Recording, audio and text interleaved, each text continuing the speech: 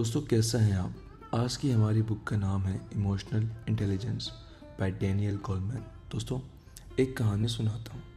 सोचो एक ऑफिस है जहाँ एक मैनेजर अपनी टीम पर गुस्सा करता है, एम्प्लॉय को मिस्टेक पर बोलता है बार बार। टीम टेंशन में होती है, प्रोडक्टिविटी डाउन हो जाती है। अब इमेजिन करो एक दूसरा मैनेजर है, उसका काम रिएक्शन वो समझा रहा होता है एम्प्लॉयज़ को अपनी गलतियों पर, उनकी रुकावटों पर उन्हें बताता है, उनके साथ होता है। टीम मोटिवेट होती है और प्रॉब्लम सॉल्व हो जाती है। इन दोनों में डिफरेंस क्या था? डिफरेंस आईक्यू का नहीं था, डिफरेंस था ईक्यू का, इमोशनल इंटेलिजेंसी का फ़र्क। दोस्तों लेखक कहता है जो लोग अपने इमोशंस को समझते हैं और कंट्रोल करते हैं वो ज़िंदगी और कैरियर दोनों में एक्स्ट्रा ऑर्डिनरी सक्सेस पाते हैं। दोस्तों ये किताब लीडरशिप और कैरियर के लिए नहीं, हर इंसान के लिए है जो अपनी लाइफ और रिलेशनशिप बेटर करना चाहता है। दोस्तों एक छोटी सी एग्जांपल देता हूँ। एक स्कूल के टीचर के पास दो स्टूडेंट पढ़ते थे। पहला स्टूडेंट क्लेवर है, एग्ज़ाम में टॉप करता है लेकिन गुस्सा बहुत जल्दी करता है। दूसरा स्टूडेंट एवरेज है लेकिन इमोशनल इंटेलिजेंट है, काम रहता है, एम्पैथिक है। पहला स्टूडेंट के पेरेंट और टीचर से कहते हैं वो स्मार्ट है, वो सक्सेसफुल होगा। लेकिन लाइफ में देखा गया है पहला स्टूडेंट स्ट्रेस में जल्दी फेल होता है, रिलेशनशिप में वीक होता है, और दूसरा स्टूडेंट स्लो ग्रो कर रहा होता है लेकिन कॉन्फिडेंट होता है, रिस्पेक्टेड होता है और बहुत खुश होता है। लेखक कहता है इंटेलिजेंसी का सिर्फ 20% सक्सेस में काम आता है, बाकी 80% इमोशनल स्किल डिफाइन करने में काम आता है। दोस्तों किताब ये कवर करती है अपने इमोशन को पहचानना, दूसरों के इमोशंस को समझना, इमोशनल रेगुलेशन, एम्पैथी और सोशल स्किल डेवलप करना, और ये सब प्रैक्टिकल टूल्स और स्टोरीज़ के साथ हैं जो रोज़ की ज़िंदगी में तुरंत अप्लाई किए जा सकते हैं। दोस्तों हमारा पॉइंट नंबर 1 है सेल्फ अवेयरनेस। दोस्तों एक आदमी था ऑफिस के अंदर, उसकी प्रेजेंटेशन फेल हो गई थी। बॉस ने उसको पब्लिकली क्रिटिसाइज़ किया। उसका दिमाग में बहुत गुस्सा आया, शर्म हुई और एम्बेरसमेंट में वो फंस गया था। लेकिन वो क्या रिएक्ट करेगा? चिल होकर प्रॉब्लम सॉल्व करेगा या फिर अपने आप को ब्लेम करेगा और टेंशन और स्ट्रेस को क्रिएट करेगा? दोस्तों सेल्फ अवेयरनेस की कमी वाले लोग इम्पल्सिव और डिस्ट्रक्टिव डिसीजन लेते हैं, लेकिन एक इमोशनली अवेयर आदमी पहले खुद को इमोशन को नोटिस करता है, समझता है ये गुस्सा फ्रस्ट्रेशन है, ये ईगो का सिग्नल है, फिर चूज़ करता है कैसे रिस्पॉन्ड करना है। रिजल्ट क्या होता है? सिचुएशन हैंडल होती है, रिलेशनशिप और क्रिएटिविटी दोनों मेंटेन रहते हैं। दोस्तों सेल्फ अवेयरनेस क्या होता है? डैनियल कहता है सेल्फ अवेयरनेस अपनी इमोशंस को एक्यूरेटली पहचानना और उनके इफेक्ट को समझना होता है। ये तुम्हें हेल्प करता है अपनी स्ट्रेंथ और वीकनेस को समझने में। ये तुम्हारी डिसीजन मेकिंग और रिएक्शन को कंट्रोल करता है, इमोशनली ट्रिगर आइडेंटिफाई करना सिखाता है। दोस्तों एक स्टूडेंट एग्ज़ाम में फेल हो गया। पहले उसने गुस्सा अपने फ्रेंड पर निकाला, फिर उसका रिजल्ट क्या मिला उसने कॉन्फ्लिक्ट हुआ, स्ट्रेस मिला उसे और फिर शर्मिंदगी हुई। दूसरा स्टूडेंट में सेम सिचुएशन होती है। वो अपने इमोशंस को नोट करता है कि मैं फ्रस्ट्रेटेड हूँ, डिसअपॉइंटेड हूँ, बट मैं इम्प्रूव कर सकता हूँ। वो काम अप्रोच अडॉप्ट करता है, नेक्स्ट एग्ज़ाम में बेटर परफॉर्म करता है। फ़र्क सिर्फ सेल्फ अवेयरनेस का था।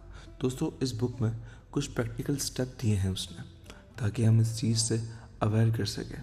दोस्तों पहला है डेली रिफ्लेक्शन। हर रात 5 मिनट अपने दिन के इमोशंस को नोट करना, पॉजिटिव और नेगेटिव दोनों को। ट्रिगर्स आइडेंटिफाई करो, कौन सी सिचुएशन में तुम्हें स्ट्रेस, गुस्सा या सैडनेस में डाल देते हैं। बॉडी सिग्नल ऑब्जर्व करना सीखो, heartbeat, breathing, tension muscle, ये पहले वार्निंग साइन होते हैं। दोस्तों इमोशनल लेवल करो, ये चौथा है। मैं गुस्सा हूँ, मैं ऑनशियस हूँ, सिर्फ लेवल करना ही माइंड को कंट्रोल कर देता है। दोस्तों हमारा पॉइंट नंबर 2 है सेल्फ रेगुलेशन, अपने इमोशन को कंट्रोल करना। दोस्तों पहले एक स्टोरी सुनाता हूँ। एक टीम लीडर है, प्रोजेक्ट डिले हो गया, क्लाइंट बहुत गुस्से में कॉल कर रहा है। पहले वो लीडर इम्पल्सिव होता है, अपनी टीम को बहुत बोलता है, गालियाँ देता है, गुस्सा दिखाता है, टेंशन और कन्फ्यूजन क्रिएट करता है। दूसरा लीडर अपने गुस्से को नोटिस करता है, सांस लेके काम होता है, सिचुएशन को एनालाइज करता है और सॉल्यूशन निकालता है। रिजल्ट क्या होता है? दूसरी टीम मोटिवेटेड होती है, क्लाइंट सेटिस्फाई हो जाता है और प्रॉब्लम बिल्कुल आसानी से सॉल्व हो जाती है। डैनियल कहता है इमोशनल इंटेलिजेंसी का असल टेस्ट तब होता है जो तुम इमोशनल हो और फिर भी कंस्ट्रक्टिवली रिस्पॉन्ड करो। दोस्तों, सिर्फ रेगुलेशन क्या है? रेगुलेशन का मतलब है अपने इमोशनल इम्पल्सिव को कंट्रोल करना, सिचुएशन में थॉटफुल रिस्पॉन्स देना, इमीडिएट रिएक्शन के बजाय कॉन्शियस तरीके से चॉइस करना। ये ईक्यू का सेकंड पिलर है। दोस्तों, एक स्टूडेंट एग्ज़ाम में फेल हो जाता है। सेल्फ अवेयर स्टूडेंट क्या करता है? बहुत डिसअपॉइंट होता है। सेल्फ रेगुलेटेड स्टूडेंट क्या करता है? डिसअपॉइंटमेंट ओके है, लेकिन नेक्स्ट टाइम के लिए प्लान बनाता है। फ़र्क क्या होता है? पहला स्टूडेंट फ्रस्ट्रेशन में फेल करता है और दूसरा उससे सीखता है और आगे बढ़ जाता है। दोस्तों, इस चीज़ को अपने अंदर लाने के लिए कुछ स्टेप्स हैं, आए बताता हूँ। पहला स्टेप, पॉज करना सीखो। जब गुस्सा या एंजाइटी हो, 5 गहरी सांस लो, तुरंत रिएक्ट मत करो। दूसरा, इमोशन को लेबल कर दो, जैसे कि कुछ हो तो मैं फ्रस्ट्रेटेड हूँ, मुझे नर्वस फील हो रहा है। दोस्तों, ये करने से दिमाग को सिग्नल मिलता है। पर्सपेक्टिव चेंज कर दो, सोचो ये सिचुएशन टेम्परेरी है, सॉल्यूशन है। पॉजिटिव एक्शन चूज़ करो, कंस्ट्रक्टिव स्टेप लो, अवॉइड इम्पल्सिव एंगर या ब्लेम को अवॉइड करो। दोस्तों, इस पॉइंट का सबसे प्यारा मैसेज ये है, ईक्यू का मतलब ये है कि तुम इमोशंस ना हो बल्कि उन्हें वाइजली यूज़ करो। जो इंसान अपने इमोशंस को रेगुलेट कर लेता है वो लाइफ में स्ट्रेस फ्री और सक्सेसफुल बन जाता है। सेल्फ रेगुलेशन का मतलब होता है इमोशनल ऑटो पायलट कंट्रोल। दोस्तों, हमारा पॉइंट नंबर 3 है मोटिवेशन, अपनी इमोशन से ड्राइव और फोकस पैदा करना। दोस्तों, सोचो एक लड़का है जो कॉलेज में बिल्कुल एवरेज है, उसके ग्रेड्स लो होते हैं, टीचर बहुत डिसअपॉइंट रहते हैं, फ्रेंड के साथ कंपेयर होता रहता है। अक्सर लोग कहते हैं या तो बस लक है या तो टैलेंट का मसला है। लेकिन एक और इमोशनली इंटेलिजेंट स्टूडेंट अपने अंदर के पैशन और ड्राइव को आइडेंटिफाई करता है, सेल्फ मोटिवेशन यूज़ करता है, फेलियर के लिए फ्यूल बनाता है, हर छोटी सक्सेस को सेलिब्रेट करता है। 6 महीने बाद क्या होता है? उसका कॉन्फिडेंस हाई हो जाता है, ग्रेड बहुत इम्प्रूव होने लगते हैं, लीडरशिप और इनिशिएटिव नेचुरली अपेयर होते हैं। लेखक कहता है जो इंसान अपने आप को मोटिवेट करे उसे एक्सटर्नल रिवॉर्ड की ज़रूरत नहीं पड़ती। मोटिवेशन का असली सोर्स इमोशन में होता है। मोटिवेशन क्या होती है? दोस्तों, मोटिवेशन का मतलब होता है इंटरनल ड्राइव अपलोड करना, गोल्स के लिए कंसिस्टेंसी और पेशेंस मेंटेन करना, चैलेंजेस के सामने भी फोकस और एनर्जी बनाए रखना। ये पेशेंस प्लस पर्पस और प्लस पॉजिटिव थिंकिंग का कॉम्बिनेशन होता है। दोस्तों, एक एम्प्लॉय, उसको बॉस ने रिजेक्ट कर दिया।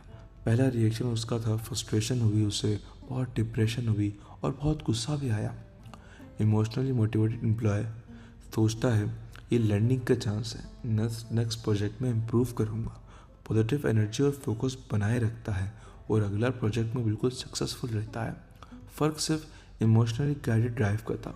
दोस्तों, सेल्फ मोटिवेट डेवलप करने के लिए कुछ स्टेप बताए थे, आए बताता हूँ। पहला, अपने गोल्स को बिल्कुल क्लियर कर दो, शॉर्ट टर्म और लॉन्ग टर्म दोनों।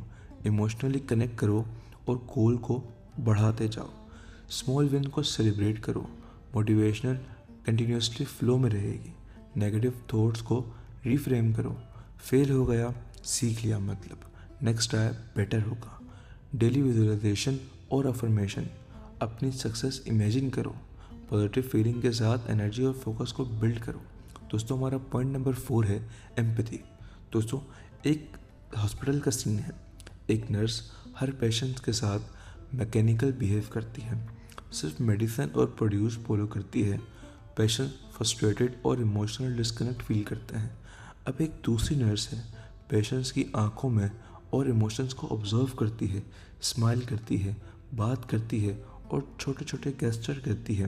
पेशेंट कॉन्फिडेंट रहता है, काम फील करता है और बहुत खुश होता है। रिजल्ट क्या होता है? ट्रीटमेंट इफ़ेक्टिव होता है, हीलिंग बहुत फास्ट हो जाती है और उस नर्स की रेपुटेशन बहुत स्ट्रॉन्ग हो जाती है। लेखक कहता है एम्पैथी सिर्फ फीलिंग नहीं होती, ये इमोशंस का ब्रिज होता है, ये कम्युनिकेशन का ब्रिज होता है। जो लोग इमोशनली कनेक्ट रहते हैं वो ज़िंदगी में ट्रस्ट और इन्फ्लुएंस बिल्ड करते रहते हैं। एम्पैथी होती क्या है? एम्पैथी का मतलब है दूसरों की फीलिंग और पर्सपेक्टिव को समझना, उनके इमोशन को रिकॉग्नाइज करना, बहुत अच्छे से रिस्पॉन्स करना। ये ईक्यू का स्ट्रॉन्ग पिलर होता है जो लीडरशिप और रिलेशनशिप और सोशल लाइफ सब में सबसे इम्पैक्ट करता है। एक एग्जांपल देता हूँ। एक manager team member project late deliver करता है। पहला मैनेजर गुस्सा करता है और दूसरा मैनेजर जो एम्पैथिक होता है पूछता है क्या चैलेंज आया था, सपोर्ट और गाइडेंस देता है। टीम मेंबर मोटिवेट होता है और कॉन्फिडेंट फील करता है। इन दोनों में फ़र्क क्या रहा? फ़र्क ये था कि पहला मैनेजर गुस्सा कर गया और टेंशन में अपने आप को खो बैठा। दूसरा मैनेजर कोलैबोरेशन और लॉयल्टी के साथ चलता रहा। कुछ स्टेप बताए थे एम्पैथी डेवलप करने के लिए, आया बताता हूँ। पहला, एक्टिव लिसनिंग। सिर्फ वर्ड नहीं, टोन और बॉडी लैंग्वेज को ऑब्जर्व करना सीखो। Perspective taking. सोचो दूसरा इंसान सिचुएशन में कैसे फील कर रहा होगा, उसको अपनी जगह पर रख कर देखो। रिस्पॉन्ड मगर डोंट रिएक्ट। इमीडिएट जज ना करो, अंडरस्टैंडिंग के साथ रिस्पॉन्स दो। Emotional mirroring. दूसरों के इमोशंस को सबटाइल रिफ्लेक्ट करो। ट्रस्ट और कनेक्शन बिल्ड होता है। दोस्तों हमारा पॉइंट नंबर 5 है सोशल स्किल। दोस्तों एक ऑफिस का सीन है। एक एम्प्लॉय अपनी टीम के साथ काम करता है लेकिन कम्युनिकेशन बिल्कुल वीक होती है। मिसअंडरस्टैंडिंग हर रोज़ हो रही होती है। टीम फ्रस्ट्रेटेड हो जाती है। डेडलाइन जब देखो मिस हो रही होती है और एटमॉस्फेयर बिल्कुल टेंशन भरा होता है। अब एक दूसरा एम्प्लॉय है, अपनी बात क्लियर और काम स्टाइल में रखता है, दूसरों की फीलिंग्स और रिएक्शन को ऑब्जर्व करता है, कॉन्फ्लिक्ट को कामली वे में सॉल्व करता है। रिजल्ट क्या होता है? टीम मोटिवेटेड रहती है, प्रोडक्टिविटी और इम्प्रूव हो जाती है, रिस्पेक्ट और ट्रस्ट ज़्यादा बिल्ड होने लगता है। लेखक कहता है सोशल स्किल का असली मैजिक ये है कि तुम अपने और दूसरों के इमोशंस को यूज़ करके कनेक्शन और इन्फ्लुएंस बिल्ड कर सकते हो। सोशल स्किल होती क्या है? सोशल स्किल का मतलब है दूसरों के साथ इफेक्टिवली कम्युनिकेट करना, रिलेशनशिप मेंटेन और स्ट्रेंथ करना, कोलैबोरेशन और टीम वर्क में एक्सीलेंस लाना। ये ईक्यू का एडवांस पिलर होता है जो लीडरशिप और पर्सनल लाइफ दोनों में क्रिटिकल होता है। दोस्तों एक मैनेजर एम्प्लॉय के साथ कॉन्फ्लिक्ट में है। पहले रिएक्ट करता गुस्से में, सिचुएशन और ख़राब हो जाती है। दूसरा मैनेजर ईक्यू यूज़ करता है, पहले सुनता है फिर पर्सपेक्टिव समझता है, काम और कंस्ट्रक्टिवली डायलॉग स्टार्ट करता है, प्रॉब्लम और ट्रस्ट बिल्ड होता है। दोस्तों फ़र्क क्या है दोनों में? पहला टेंशन और टर्नओवर में अटक जाता है, दूसरा loyalty, respect, smooth work flow इस सबको साथ लेके चलता है। दोस्तों प्रैक्टिकल स्टेप बताता हूँ जो सोशल लाइफ इम्प्रूव करने के लिए लेखक ने लिखे थे। Effective listening. सिर्फ वर्ड पर ध्यान नहीं देना, टोन्स पर ध्यान देना है और उन पर इमोशंस पर ध्यान देना है। Clear communication. सिंपल और सुकून की लैंग्वेज यूज़ करो। इमोशनल कॉन्टेक्स्ट समझ कर बात करो। Conflict resolution. रिएक्ट ना करो, रिस्पॉन्ड करो। विन विन अप्रोच अडॉप्ट करो। Time awareness. हर मेंबर की इमोशनल स्टेट ऑब्जर्व करो, पॉजिटिव इन्वायरमेंट क्रिएट होगा। दोस्तों हमारा पॉइंट नंबर 6 है रिलेशनशिप मैनेजमेंट। स्ट्रॉन्ग और लास्टिंग कनेक्शन बिल्ड करना। दोस्तों सोचो एक कंपनी का सीईओ है, एम्प्लॉय मोटिवेटेड नहीं है, उसके क्लाइंट कंप्लेन कर रहे हैं, प्रोजेक्ट बहुत डिले हो रहे हैं। अक्सर लीडर्स कहते हैं बस रूलर और ऑर्डर फॉलो करो, लेकिन एक इमोशनल इंटेलिजेंट लीडर हर एम्प्लॉय को इमोशंस को समझता है, कॉन्फ्लिक्ट को कामली रिजॉल्व करता है, पॉजिटिव कल्चर और ट्रस्ट बिल्ड करता है। उससे रिजल्ट क्या होता है? टीम में एफिशिएंसी और लॉयल्टी बढ़ती है, क्लाइंट सेटिस्फाई होता है, कंपनी नेचुरली ग्रो करना शुरू हो जाती है। लेखक कहता है रिलेशनशिप मैनेजमेंट का मतलब सिर्फ लोगों के साथ अच्छा बिहेव करना नहीं होता, बल्कि उनके इमोशंस और मोटिवेशंस को समझकर उन्हें गाइड करना होता है। रिलेशनशिप मैनेजमेंट होती क्या है? ये होती है कॉन्फ्लिक्ट रेजोल्यूशन, इन्फ्लुएंस और टीम वर्क और कोलैबोरेशन, ट्रस्ट और रिस्पेक्ट बिल्ड करना। ये ईक्यू का अल्टीमेट एप्लीकेशन है जो पर्सनल और प्रोफेशनल लाइफ दोनों में सक्सेस डिफाइन करता है। दोस्तों एक ऑफिस की मिसाल देता हूँ। एक प्रोजेक्ट मैनेजर है, टीम मेंबर्स रेगुलरली आर्ग्यू करते हैं उससे। पहले वो सिर्फ ऑर्डर देता था, प्रॉब्लम सॉल्व नहीं होती थी। दूसरा मैनेजर ईक्यू यूज़ करता है, हर मेंबर की इमोशनल स्टेट को ऑब्जर्व करता है, कंस्ट्रक्टिव डिसीजन और म्यूचुअल अंडरस्टैंडिंग में प्रॉब्लम सॉल्व करता है। टीम मोटिवेटेड होती है और कोऑपरेट फील करती है। फ़र्क क्या होता है?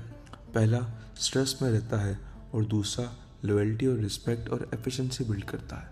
कुछ प्रैक्टिकल स्टेप जो रिलेशनशिप मैनेजमेंट को इम्प्रूव करते हैं, जैसे एक्टिव लिसनिंग और एम्पैथी, दूसरों की बात को समझकर रिस्पॉन्ड करना, कॉन्फ्लिक्ट रिजोल्यूशन स्किल, काम, फेयर और सोल्यूशन को सुकून से देना, पॉजिटिव रेनफोर्समेंट, अप्रिसिएशन और इनकरेजमेंट देना, इन्फ्लुएंस और गाइडनेस, इमोशनल अवेयरनेस के साथ डायरेक्शन और एडवाइस देना, कंसिस्टेंसी, ट्रस्ट बिल्ड करने के लिए कंसिस्टेंट और रिलायबल बिहेवियर ज़रूरी है।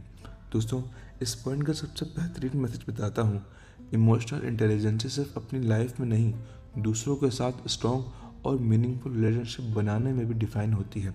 जो इंसान ये मास्टर कर लेता है, उसका इन्फ्लुएंस और रिस्पेक्ट नेचुरली ग्रो करता है। रिलेशनशिप मैनेजमेंट मतलब EQ का हाई प्रैक्टिकल लेवल है।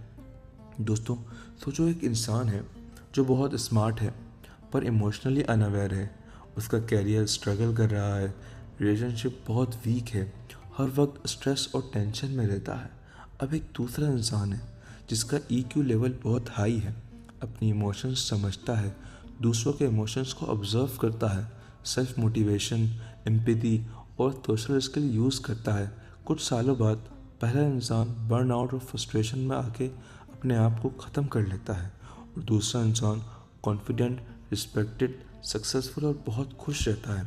लेखक कहता है, जो इंसान अपनी और दूसरों के इमोशन को समझकर वाइजली यूज़ करता है, वो लाइफ में नेचुरली एडवांटेज और मास्टरी पता करता है।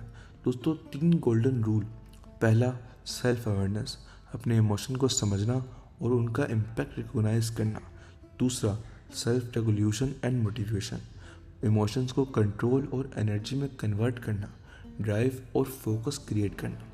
Social awareness and relationship management, दूसरों के इमोशंस को फील करना, कॉन्फ्लिक्ट सॉल्व करना, ट्रस्ट और इन्फ्लुएंस को बिल्ड करना। दोस्तों, रियल लाइफ एप्लीकेशन होती हैं जो ग्रोथ होती हैं, जो कैरियर में ग्रोथ देती हैं, लीडरशिप में ग्रोथ देती हैं, लीडरशिप को एक्सीलेंस करती हैं, फैमिली और फ्रेंडशिप को स्ट्रॉन्ग करती है, स्ट्रेस मैनेजमेंट को ठीक करती है। EQ मतलब है कि ज़िंदगी का एक्सीलेटर, IQ सिर्फ इंजन है, EQ स्टीयरिंग व्हील पर फील कराता है। दोस्तों, तुम्हारी इंटेलिजेंसी तुम्हारे दिमाग का सिर्फ एक हिस्सा है, असली पावर तुम्हारे इमोशंस को समझने और वाइजली यूज़ करने में है। जो ये सीख जाए वो अपनी लाइफ का बॉस बन जाता है। दोस्तों, मिलते हैं अगली वीडियो में, तब तक के लिए इसे लाइक कीजिएगा, सब्सक्राइब कीजिएगा और बेल आइकन को ज़रूर दबाइएगा।